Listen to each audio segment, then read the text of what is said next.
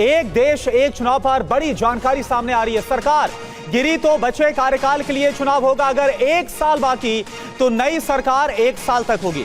1 साल बाद फिर से चुनाव, सरकार चुनी जाएगी। तो ये एक देश एक चुनाव को लेकर जो कमेटी की तरफ से जानकारी सामने आ रही है वो इस वक्त हम आपको बता रहे हैं। एक देश एक चुनाव पर यह बहुत बड़ी जानकारी है जो इस वक्त हम आपके सामने रख रहे हैं।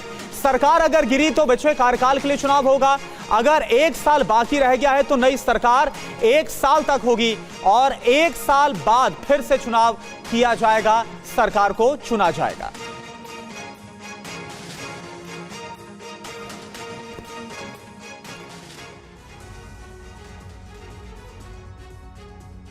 और इसी से जुड़ी हुई एक और बड़ी खबर, एक देश एक चुनाव कमेटी की रिपोर्ट पर एक और खबर यह कि पहले चरण में लोकसभा विधानसभा चुनाव एक साथ कराए जाएंगे। दूसरे चरण में लोकसभा, विधानसभा, निगम और पंचायत चुनाव फिर एक साथ होंगे। पूरे देश में एक ही वोटर लिस्ट जारी होगी। ये जो 18,000 पन्नों की कमेटी की रिपोर्ट आई है उसके तहत ये बड़ी बातें निकलकर सामने आ रही हैं। तो 2 चरणों के तहत ये जानकारी निकलकर सामने आ रही है। पहले चरण में लोकसभा, विधानसभा चुनाव एक साथ कराए जाएं और दूसरे चरण में लोकसभा, विधानसभा, निगम और पंचायत सभी चुनाव एक साथ हों और पूरे देश में एक ही वोटर लिस्ट, जो मतदाता सूची है, वो एक ही जारी हो सभी चुनाव के लिए।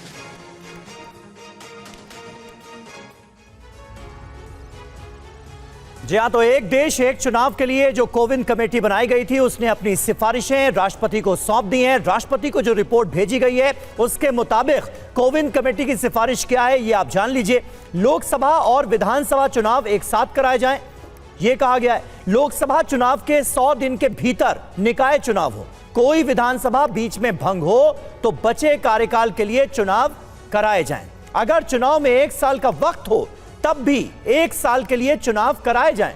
किसी भी चुनाव के लिए single voter list voter I card बने।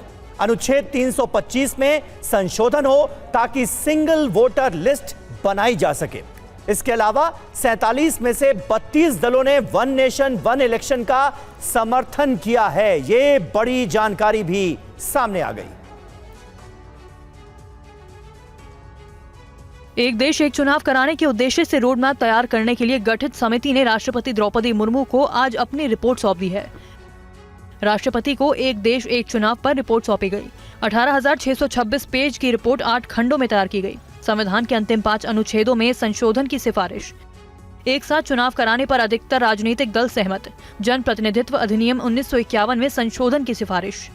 रिपोर्ट के मुताबिक सरकार गिरी तो शेष कार्यकाल के लिए चुनाव होंगे। अगर 1 साल बाकी है तो नई सरकार 1 साल तक होगी।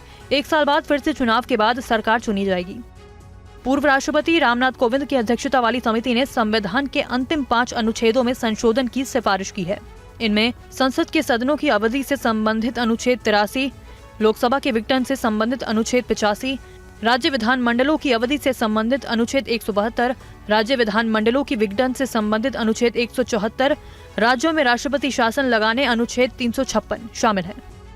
रिपोर्ट में लोकसभा, विधानसभा और स्थानीय निकाय चुनाव के लिए एकल मतदाता सूची की सिफारिश की गई है।